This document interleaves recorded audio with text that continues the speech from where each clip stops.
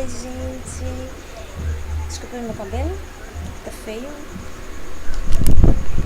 Bom, eu vim mostrar aqui pra vocês os convites do meu filho. Luan, como tá ficando.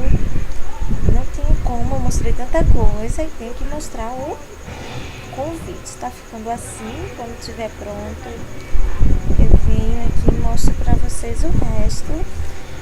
Olha, gente, aqui, esse é um papel cola 7, eu tô fazendo o convite dele no papel cola 7. Esse aqui é um papel cola 7 preto. Esse aqui é o vermelho e eu vou estar usando o amarelo pra estar botando os dois aqui, os dois botãozinhos do Mickey. É a carinha do Mickey, então. Eu tô aqui na obra. Eu já risquei, eu fiz um formato, peguei pela internet mesmo e fiz. Eu acho até que ficou legal.